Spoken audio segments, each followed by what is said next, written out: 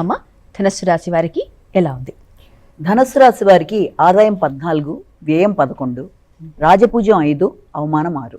ముఖ్యంగా వీరికి జూన్ నుంచి ఎప్పుడైతే కర్కాటకంలో ఉచ్చలోకి గురు భగవానుడు ప్రవేశిస్తాడో వీరికి శ్రమ అధికంగా ఉంటుంది, ఖర్చులు అధికంగా ఉంటాయి. ఆ ఖర్చులు కూడా వీలైనంతవరకు గృహ నిర్మాణం వాటి కోసం, స్థిరాస్తుల కోసం, పూర్వపు ఇంటిని ఏదైనా పునరుద్ధరించడానికి కావచ్చు, లేకపోతే నూతన గృహ నిర్మాణాల కోసం కావచ్చు, అధిక శాతం కృషి చేస్తారు.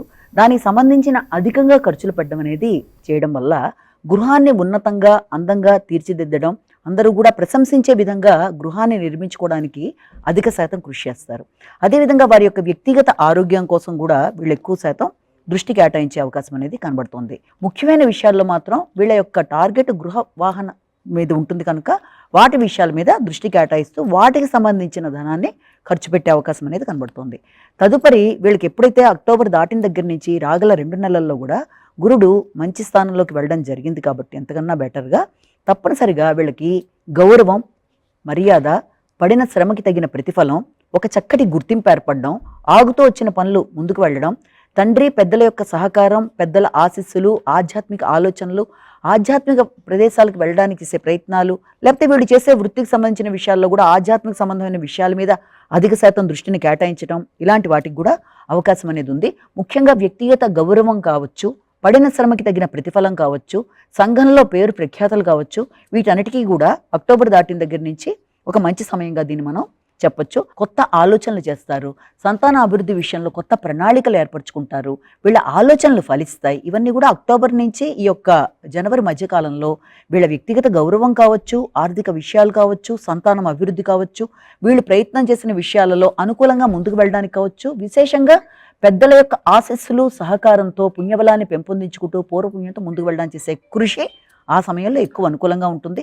అంత ముందు సమయంలో కొంత సామాన్యంగా ఉన్నప్పటికీ కూడా ముఖ్యంగా ఎప్పుడూ కూడా పుణ్యబలాన్ని పెంచుకునే దిశగా వ్యక్తి ప్రయత్నాలు చేయాలి. కుటుంబపరమైన విషయాలలో తల్లి యొక్క ఆరోగ్యం మొదలైన వాటి మీద అధిక శాతం దృష్టి కేటాయించవలసిన పరిస్థితి అయితే వీళ్ళకి కనబడుతుంది. కానీ ముఖ్యంగా మాత్రం ఒక విషయంలో వీళ్ళు కేర్ తీసుకోవాలి. ఏంటంటే ఎక్కువ స్థాయిలో ఆరోగ్యం మీద మాత్రం శ్రద్ధ తీసుకోవాలి. అన్నిటికంటే ప్రధానంగా రాహుకేతువులు ఎప్పుడైతే మనకి ఈ డిసెంబర్ తర్వాత నుంచి మార్పు జరుగుతుందో అప్పటిదాకా కూడా వ్యక్తుల యొక్క సహకారం అనేది లభ్యమైనా, అదేవిధంగా వ్యక్తులతో ఏదన్నా మీరు మంచి చర్చలు చేయడానికి ప్రయత్నం చేసినా వాట్లల్లో మీకు కొంతవరకు అనుకూలతలు, ధైర్యం అనేది ఏర్పడినా కూడా డిసెంబర్ తర్వాత నుంచి ఏర్పడే గ్రహస్థితి వల్ల, మాటల వల్ల, అంటే మీరు మాట్లాడే మాటల వల్ల కుటుంబపరమైన విషయాల్లో కావచ్చు, ఆర్థిక అంశాలలో కావచ్చు, కుటుంబ సభ్యులతో కావచ్చు, మాటల వల్ల ఘర్షణలకి లోను కాకుండా ఏది మాట్లాడినా ఆలోచించి మాట్లాడవలసిన అవసరం ఉంది. అంటే ప్రతిదానికి ఆచితూచి వ్యవహరిస్తూ జాగ్రత్త పడుతూ మాట్లాడడం బట్టి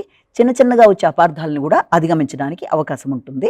ఈ శని భగవానుడి ద్వారా ఏర్పడుతున్న ఈ చిన్నపాటి ఇబ్బందుల్ని అధిగమించడానికి ముఖ్యంగా ఎవరికన్నా సహకారాన్ని అందించడం, ఇంట్లోనే అంటే ఎక్కడో లేకపోయినా పెద్దలు ఎవరన్నా ఉంటే వృద్ధులకి సేవ చేయడం అంటే ఏంటి, ఇంట్లో ఉండే పెద్దలకి ఒక మంచి పండు లాంటిది ఇవ్వడమో, లేకపోతే వాళ్ళతో కొంత సమయాన్ని కేటాయించడం లాంటిదో, లేకపోతే వృద్ధులకి సేవ అంటే ఎవరికన్నా వాళ్ళకి ఏదైనా కావాల్సిన సహకారాలు లాంటివి అందించడమో, అలాంటివి చేసుకుంటూ ముందుకు వెళ్ళడం బట్టి కూడా అన్ని విధాలుగా కూడా అనుకూలంగా ఉంటుంది కనుక వీలైనంతవరకు. అదేవిధంగా విద్యార్థులకి మీరు ఏదైనా నోట్ పుస్తకాలు లాంటివి ఇవ్వగలిగితే అలాంటివి ఇవ్వడం, చిన్న కార్యక్రమాల ద్వారా కూడా మీరు చేయగలిగిన విధానంలో చేసుకుంటూ ముందుకు వెళ్ళడం బట్టి తప్పనిసరిగా ఈ రకమైన సమస్యల్ని కొంతవరకైనా మీరు అధిగమిస్తూ మానసిక ప్రశాంతతతో మంచి ఫలితాలు సాధిస్తారు.